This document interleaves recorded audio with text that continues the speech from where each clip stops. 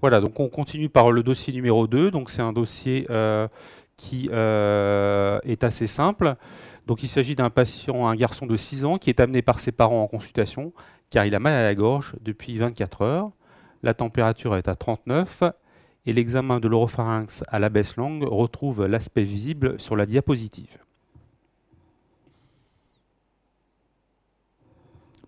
Question 1, on vous demande quel diagnostic faut-il évoquer?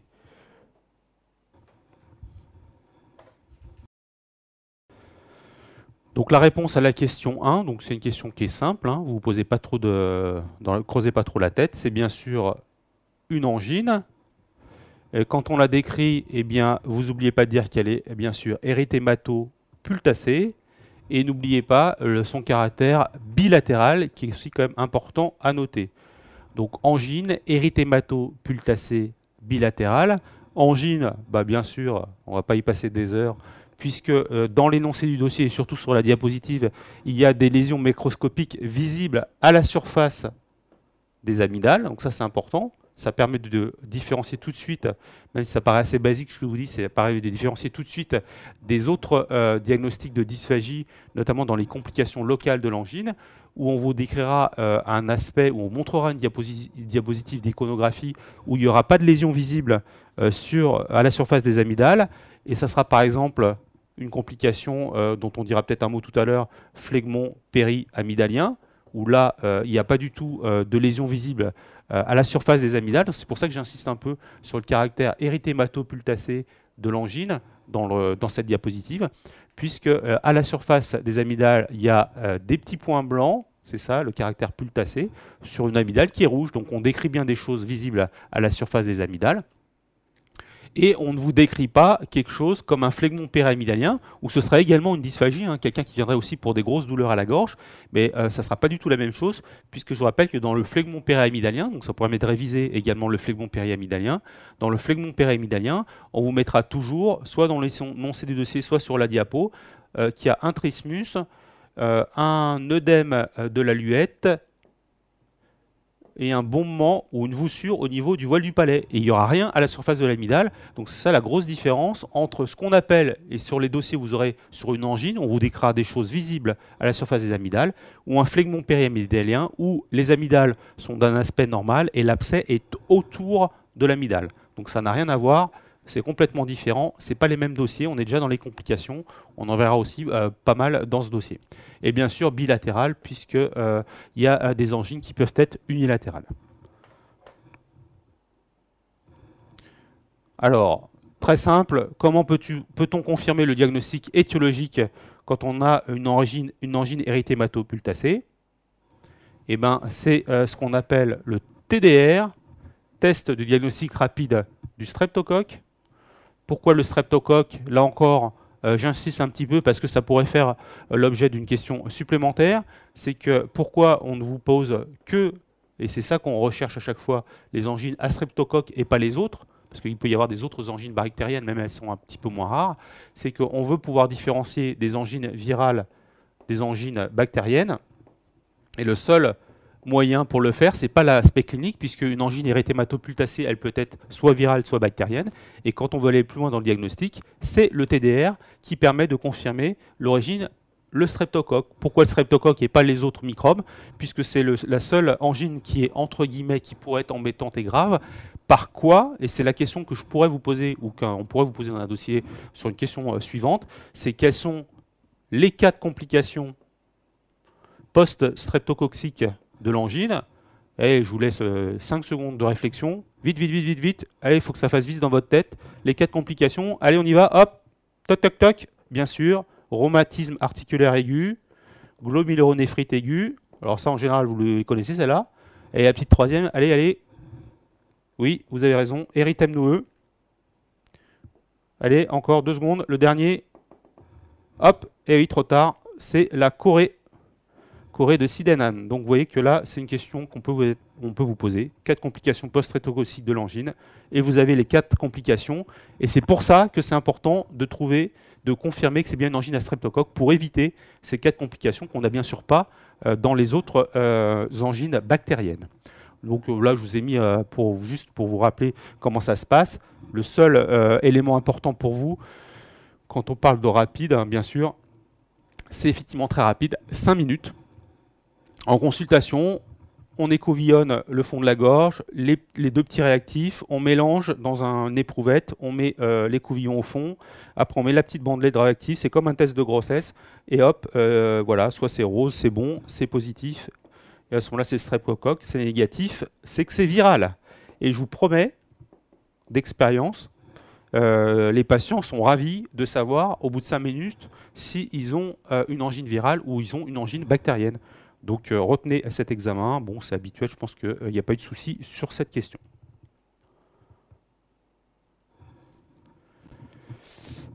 Alors pour continuer dans ces problèmes de clinique, aspect clinique, troisième question, si l'examen clinique avait retrouvé des vésicules au niveau de la cavité buccale et de l'oropharynx, quels auraient été les diagnostics à évoquer?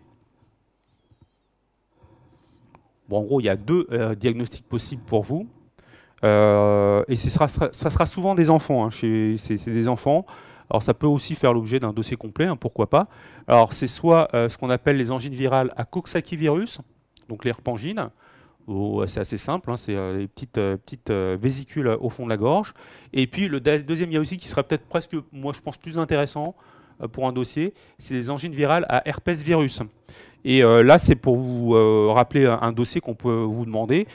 Ça sera donc plutôt un enfant. Et en fait, la particularité de ces angines virales à vésicule, c'est que globalement, même si on les appelle des angines, en fait, le plus souvent, ça sera des atteintes qui seront diffuses à tout l'oropharynx, même éventuellement à la bouche, aux lèvres, notamment dans l'herpès. Et en fait, on appelle ça plus des stomato-gingivaux angines à herpès.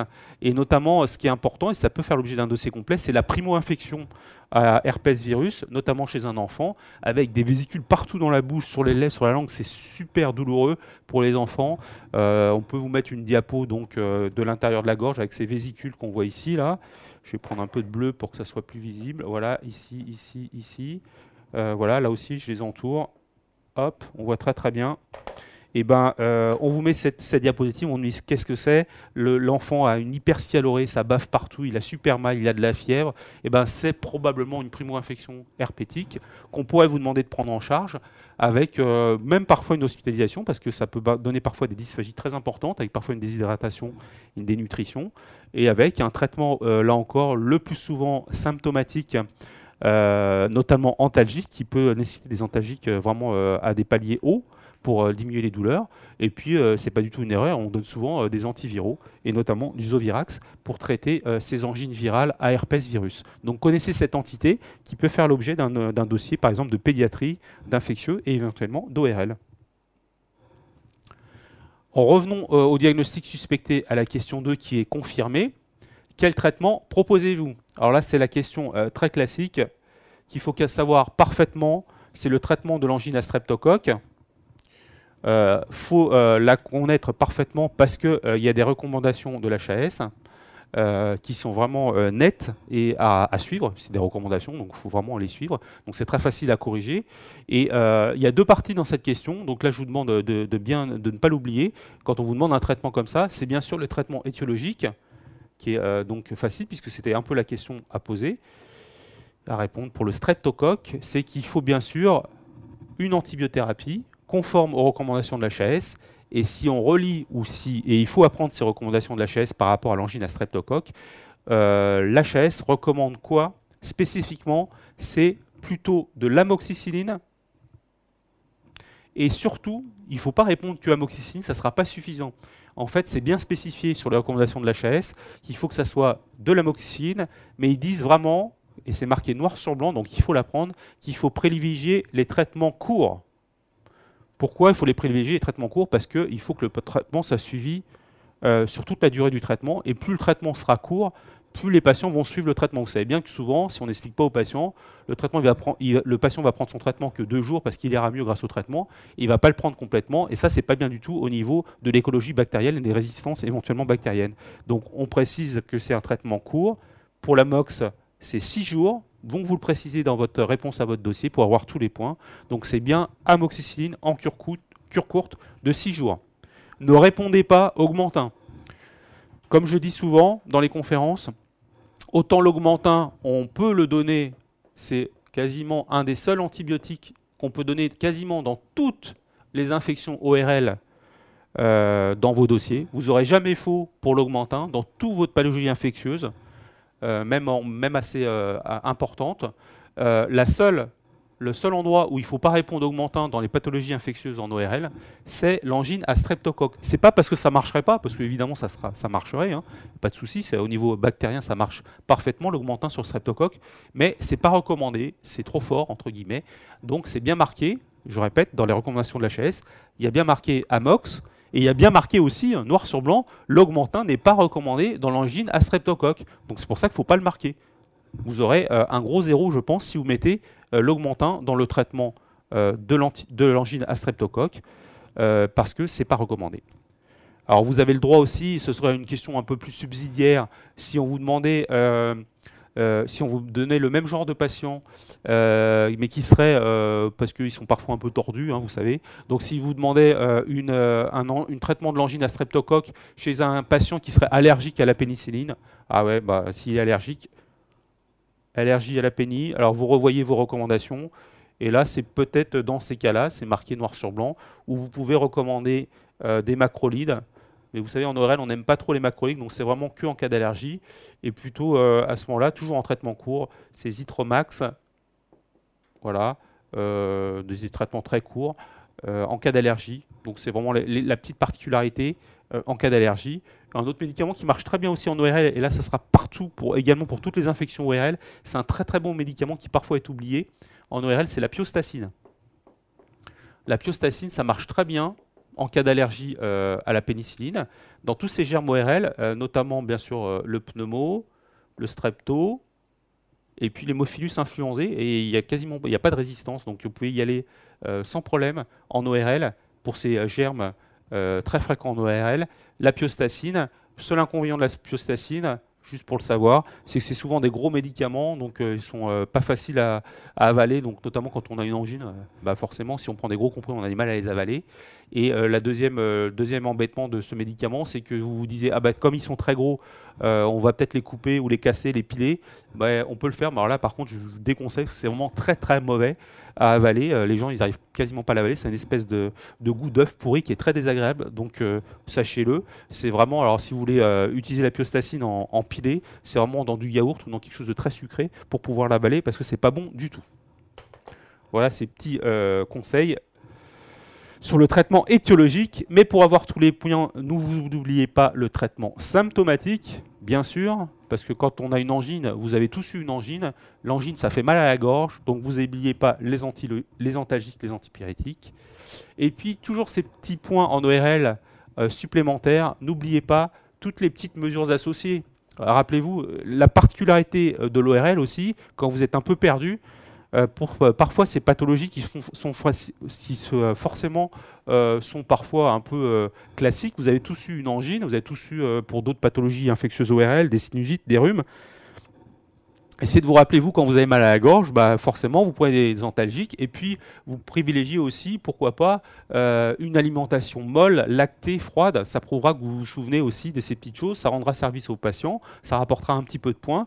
Donc plutôt des glaces, des crèmes, du lait, ça passe bien. Et ça sera particulièrement aussi intéressant dans les pathologies un petit peu plus graves d'angine, dans les phlegmons périamidaliens, chez les patients hospitalisés. Tout ça, c'est important de privilégier ces formes d'alimentation pour soulager le patient. Vous pouvez aussi rajouter, pourquoi pas, les collutoires, les bains de bouche. Tout ça, c'est des petites choses en plus qui sont intéressantes. Les petites pastilles à sucer, type l'isopaïne, tout ça vous avez déjà pris dans votre vie, je pense. Donc retenez ces petits moyens qui peuvent être utilisés, mais uniquement dans le traitement symptomatique. Et dans ce genre de questions, vous avez toujours un petit ajout, la surveillance, pour que tout va bien. Après votre traitement, n'oubliez pas un petit point pour la surveillance, c'est pas grand-chose et ça rapporte toujours des points.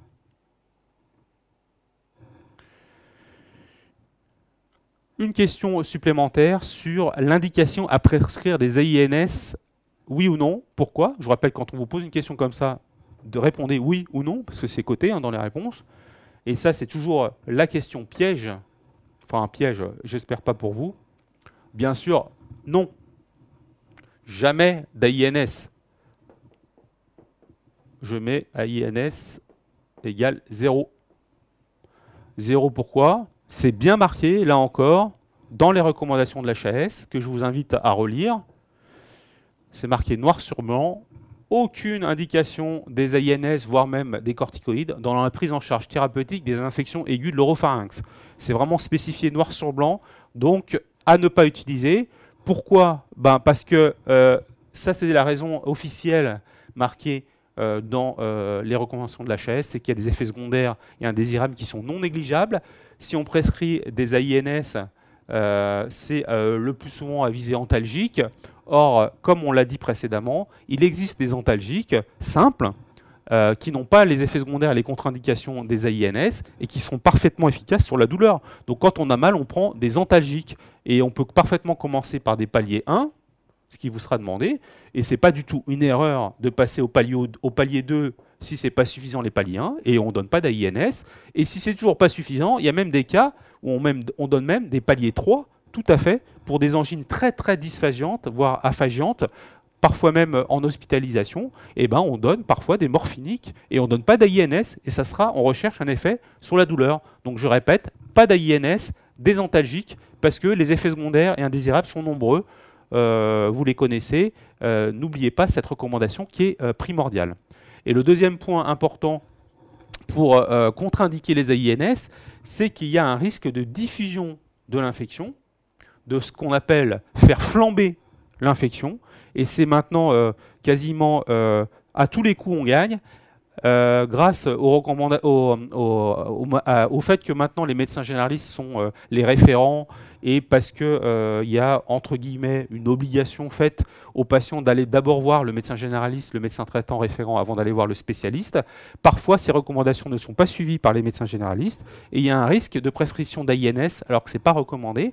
Et nous, on a l'expérience de ces patients, de plus en plus nombreux, qui ont pris des AINS en première intention dans ces angines, et avec des complications graves, ça fait flamber l'infection, et on a toutes les complications des angines, avec des abcès de la région oropharyngée, notamment, ce que je vous disais dans la première question, les phlegmons périamidaliens, qui peuvent apparaître grâce, entre guillemets, à la prescription abusive des AINS.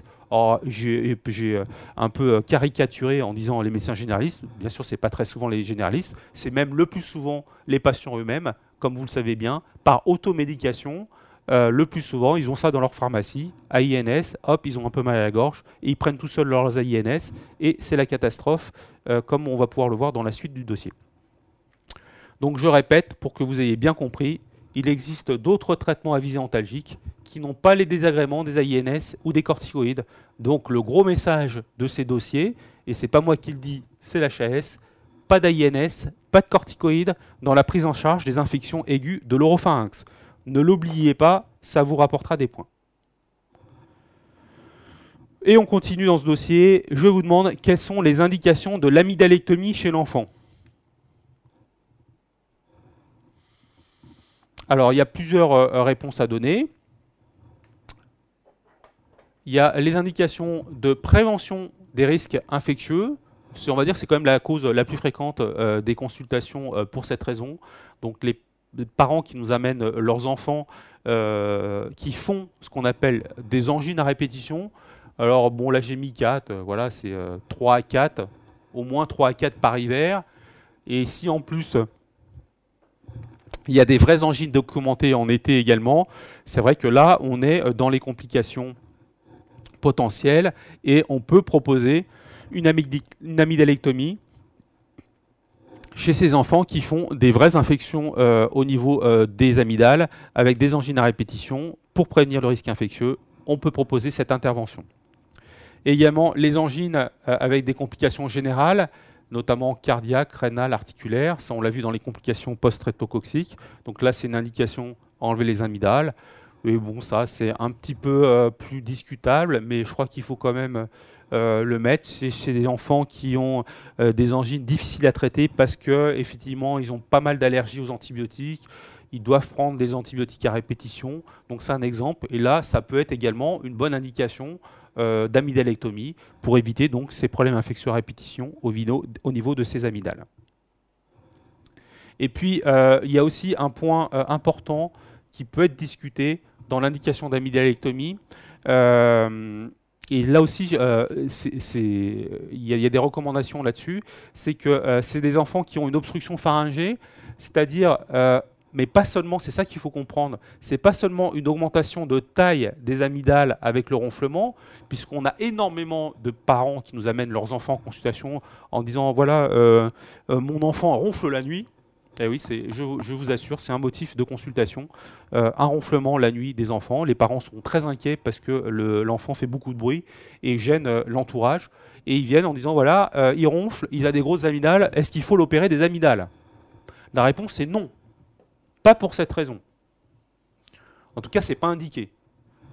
Par contre, ce qu'il faut répondre, c'est que s'il y a effectivement des ronflements avec une augmentation de la taille des amygdales, mais surtout un syndrome d'apnée du sommeil, c'est-à-dire des pauses respiratoires pendant la nuit, là par contre, oui, c'est une indication à l'amygdalectomie.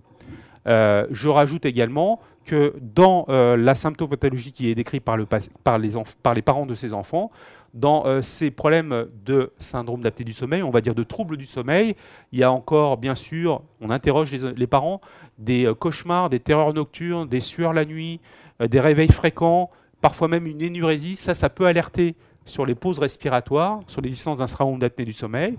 Et effectivement, sur l'interrogatoire des parents, et éventuellement même en s'aidant d'un examen polygraphique ventilatoire du sommeil, pour confirmer l'existence d'apnée du sommeil, eh ben, ce serait une indication très licite d'amygdalectomie chez ces enfants qui sont vraiment très très améliorés par l'intervention. Donc ça, c'est une bonne indication, l'obstruction oropharyngée avec un syndrome d'apnée du sommeil. Par contre, elle n'est plus systématique chez les enfants à distance des phlegmons périamygdaliens. On peut se donner un petit peu de temps.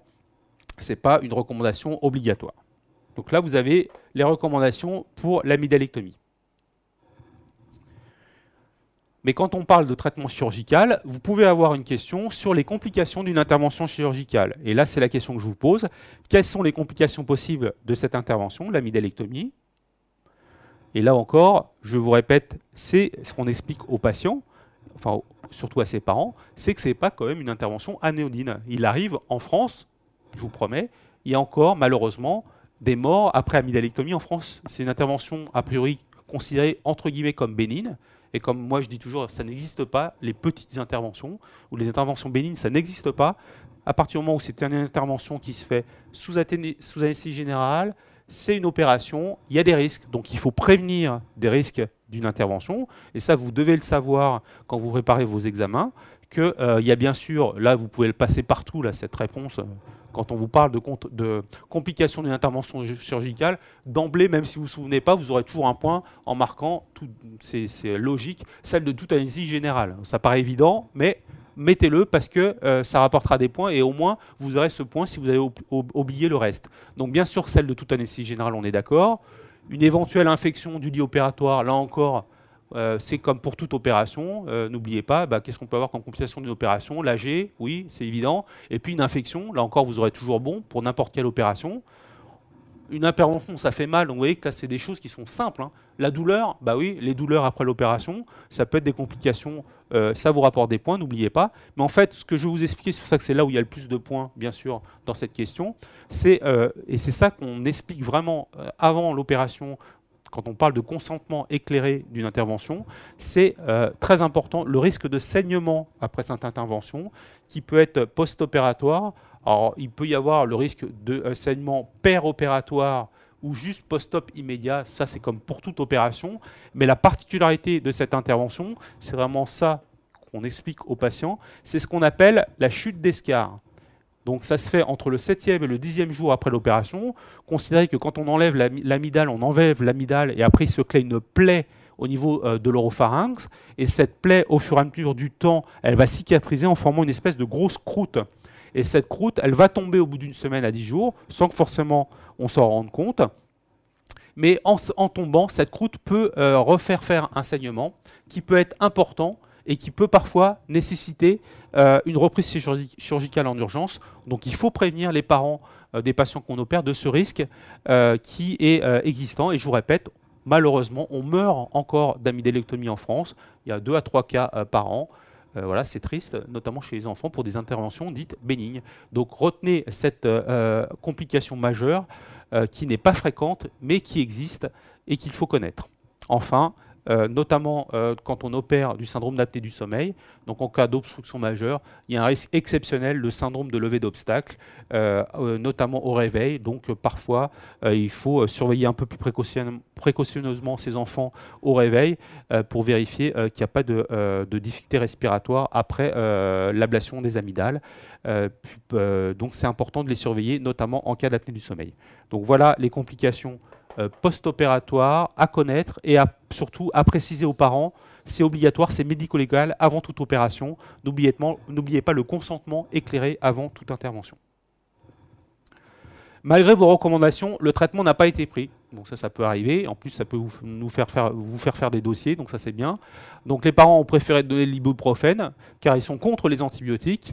L'enfant est ramené par ses parents en nette altération de l'état général, fièvre à 39,5, aphagie. Donc ça reste très classique. Et puis en plus, on vous met un scanner que vous avez eu la gentillesse de demander en urgence. Donc là, je vous ai mis le scanner, mais la question qui pourrait précéder, c'est qu'est-ce qu'il faut faire comme examen complémentaire? Et là, effectivement, chez les enfants, n'hésitez pas dans ces cas-là, quand on est probablement dans une complication infectieuse qui semble grave, avec une nette altération de l'état général, c'est une très bonne indication de demander un scanner en urgence, que je vous ai mis là dans votre dossier. Et ce qu'il fallait noter, c'est ça. Voilà, je vous l'entoure en rouge. Bon, je pense que vous l'avez noté, hein, que c'est même quand on n'y connaît rien, vous voyez que c'est pas normal d'avoir ça sur un scanner. De quoi s'agit-il? Donc c'est un scanner en coupe axiale avec une probable image de collection rétropharyngée. Bon, c'est pas très compliqué, hein, ce terme rétropharyngé. Vous voyez bien, par rapport au scanner que vous avez vu, c'est bien une image qui est postérieure au niveau du pharynx. Donc postérieure au niveau du pharynx, c'est bien rétropharyngé, à la différence d'un phlegmon périamygdalien, ou là encore, périamygdalien, c'est autour, sur le côté. Donc ce serait plutôt une image de collection, mais qui serait dans un phlegmon latéral. Donc c'est la différence entre un abcès postérieur et un abcès latéral. Donc, dans le cas présent, c'est une probable image de collection rétropharyngée avec un diagnostic probable de quoi? Ce qu'on appelle un abcès rétropharyngé. Complication classique à connaître, très facile à voir à la baisse-langue. On fait ouvrir la bouche de l'enfant et on voit une voussure qui est donc juste en arrière de l'oropharynx, médiane le plus souvent. C'est une voussure, c'est un abcès rétropharyngé qu'on a donc évoqué à l'examen clinique simple, à l'ouverture de la bouche, et qu'on va confirmer par le scanner demandé en urgence chez un enfant en nette altération de l'état général avec un syndrome infectieux notable. Quelle est la prise en charge d'un abcès rétropharyngé en urgence? C'est bien sûr le terme à mettre en premier, c'est toujours en hospitalisation. Ce serait une grosse erreur, mais bon, je pense que vous ne l'avez pas faite, de traiter ces patients en ambulatoire. Pas du tout, c'est bien sûr une hospitalisation et vous prévoyez bien sûr, et vous le marquez s'il vous plaît, en urgence, hospitalisation en urgence, puisque ça peut mettre, c'est un état qui est grave et qui peut amener à des complications très importantes. C'est pourquoi on vous demande de proposer une hospitalisation en urgence avec un bilan préopératoire, NFS, CRP, hémoculture, le bilan classique infectieux, avec la pose d'une voie veineuse périphérique obligatoire. Et comme pour tout abcès, vous répondez toujours la même chose dans n'importe quel abcès, que ce soit un abcès du bout du pied ou du cuir chevelu. Et pour l'ORL, c'est pareil, bien sûr. Toujours les mêmes choses, les mêmes termes qui vous rapporteront toujours des points. Il y a un abcès, on fait ponction, incision, drainage de l'abcès. Et là, bien sûr, on n'est pas des sauvages. Donc, c'est des enfants. C'est sous anesthésie générale au bloc opératoire. C'est évident. Et puis vous pouvez toujours mettre, en plus ça rapportera des petits points dans des questions, c'est à partir du moment où vous incisez, ponctionnez, drainez, vous mettez culture antibiogramme des prélèvements, parce qu'on recherche toujours la bactérie en cause. Et puis c'est une opération et c'est une infection qui est douloureuse, donc n'oubliez pas les antalgiques en intraveineux, ça rapportera des points. Et bien sûr, toujours une antibiothérapie, puisqu'on est dans un problème infectieux, mais ça passe toujours dans ces problèmes de prise en charge. Insistez quand même sur le caractère d'abord du traitement urgent, on l'a dit, mais surtout le traitement urgent qui doit être chirurgical, c'est un abcès, on est dans l'oropharynx, ça commence à prendre de l'ampleur, ça pourrait obstruer les voies respiratoires et entraîner des problèmes respiratoires. Bon, c'est rare, mais ça peut arriver, donc c'est pour ça qu'il faut que le correcteur, vous montrez au correcteur que vous avez compris qu'il faut vraiment traiter rapidement par voie chirurgicale, mais on associe bien sûr le traitement médical, antalgique, antibiothérapie intraveineuse, qui pourrait être, comme on l'a déjà vu en ORL, je vous ai dit, dans ces infections, ça pourrait très bien être l'augmentin sans souci. Et puis, si vous ne voulez pas d'augmentin, vous pouvez mettre des C3G sans problème, en monothérapie ou en bithérapie. Et si c'est de la bithérapie, vous pouvez mettre un petit peu d'aminoside, 48 heures pour une action synergique, toujours en IV bien sûr. Par contre, ne mettez pas, nous en ORL, on ne met jamais à augmentin flagile. Hein. Ça, c'est aucun intérêt du flagile avec l'augmentin. Ce serait pour des anaérobies qui ne seraient pas couverts par l'augmentin. Le seul germe anaérobie qui n'est pas couvert par l'augmentin, c'est le Bacteroides fragilis. Ce n'est pas un germe ORL, donc nous, on ne met pas du flagile. Hein. Donc, augmentin simple ou C3G aminoside, ça sera le plus souvent tout à fait acceptable. Et comme toute question de thérapeutique, n'oubliez pas la surveillance après traitement qui rapportera toujours des petits points. La surveillance de l'état clinique, de l'amélioration grâce à votre traitement, absence de fièvre, absence de douleur. Ça, c'est des points importants qui sont à souligner.